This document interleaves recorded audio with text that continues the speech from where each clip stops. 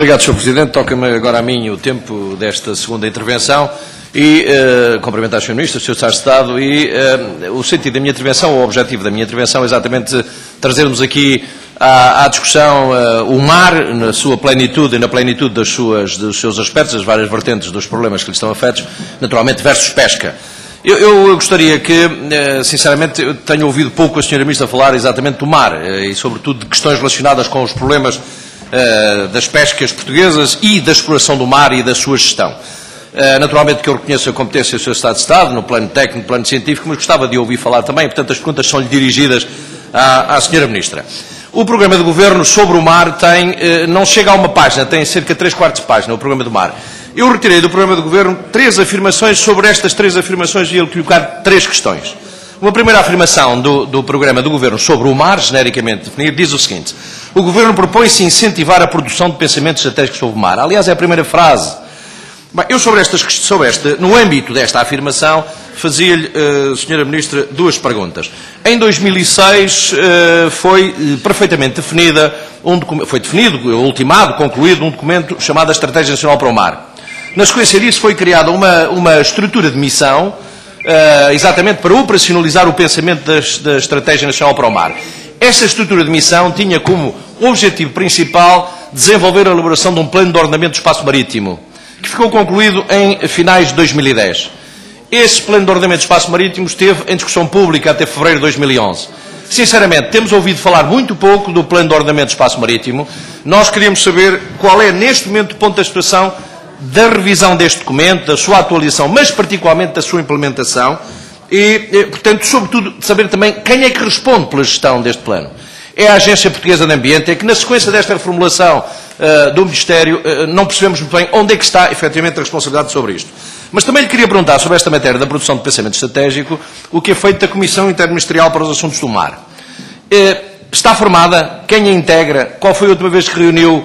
E, efetivamente, o que é que efetivamente está a pensar a Comissão Interministerial dos Assuntos do Mar sobre exatamente este desenvolvimento ou este aprofundamento do pensamento estratégico sobre esta grande e importante fonte de inspiração e de receita que nós temos no mar em Portugal.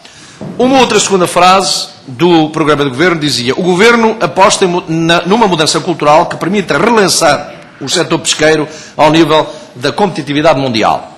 Eu queria lhe perguntar, naturalmente, sobre esta matéria, muitas questões se poderiam colocar, nomeadamente quais são as expectativas na atualidade que o Governo tem sobre o processo de revisão da política comum de pescas, sobretudo no que diz respeito à satisfação ou à possibilidade de satisfação dos interesses dos pescadores portugueses, mas sinceramente não me centrava aí. Ia falar sobre pequenos portos de pesca, porque são realmente uma peça fundamental para uma boa rentabilização e uma mudança de cultura do setor pesqueiro em Portugal. E eu perguntava, Sra. Ministra, o seguinte: os pequenos portos de pesca em Portugal estavam sob a responsabilidade do IPTM no que diz respeito à sua gestão. O IPTM, no âmbito da reformulação ou da reestruturação, deixa de existir. Eu pergunto, quem responde neste momento? É a Direção-Geral de Recursos Naturais e Serviços Marítimos sobre a gestão portuária? Mas a sensação que eu tenho é que nada de novo exceto algumas afirmações, nomeadamente do Estado de Estado, nada de novo se produziu sobre novo modelo de gestão, quem é que efetivamente responde, como é que as infraestruturas de pesca vão funcionar no futuro no âmbito daquilo que são a política e a orientação deste Governo. Até porque eu o que vou ouvindo insistentemente, aliás, numa última entrevista há 15 dias, o Sr. Secretário de Estado do Mar, quando questionado sobre a questão de encerramentos de portos de pesca, o Sr. Secretário de Estado continua a dizer, que há uma quantidade de portos de pesca que não têm viabilidade e, portanto, diz, a pergunta do jornalista responde o seguinte: e os portos poderão fechar? Diz o Sr. Secretário de Estado. É uma hipótese que coloco sem qualquer problema. E, portanto, há portos que, efetivamente, poderão vir a fechar porque não têm viabilidade. Gostava de saber se isto, efetivamente, é um pensamento estratégico e político do Governo. Há portos de pesca que vão, efetivamente, fechar? Estas afirmações são recorrentes. Deixava aqui uma nota, podia-me dizer qual é o ponto da situação da resolução do problema dos pescadores de Lisboa no que diz respeito à sua mudança da doca de Pedrosos. Estamos em vias de acontecer a regata e, efetivamente, parece que não há ainda nenhuma orientação estratégica e os pescadores de Lisboa têm, efetivamente, muitos problemas. Vou terminar, Sr. Presidente, com uma pergunta sobre a terceira frase que retirei do programa do Governo sobre o mar, e que dizia: o Governo compromete-se igualmente a acelerar a execução do ProMar. Nesta entrevista, o Sr. Secretário de Estado do Mar, muito recente, como digo, não há uma única palavra sobre o ProMar, nem sobre a sua execução, nem sobre as perspectivas de desenvolvimento, apesar de dizerem isto no programa do Governo. O ProMar tinha uma estrutura de missão específica para a gestão.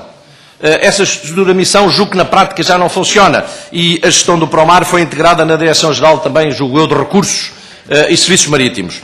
É difícil encontrar, não está muito acessível, ou pelo menos eu confesso talvez há uma minha incapacidade, gostava que me corrigisse nisso, em ter informação atualizada sobre a execução do Promar. Na atualidade, porque em janeiro de 2011 foi apresentado o relatório de execução do Promar até 2010. Eu não sei se foi ou não foi apresentado, entretanto, algum relatório de execução de 2011. Estamos em maio, gostava de saber se foi ou não, ou se está ou não em vias de ser apresentado o relatório de execução do Promar de 2011. E, naturalmente, gostava era que me dissesse, e seguramente a senhora tem essa informação completamente atualizada, qual é a taxa de execução na atualidade do Promar e quais são os objetivos de execução para 2010 no âmbito deste programa.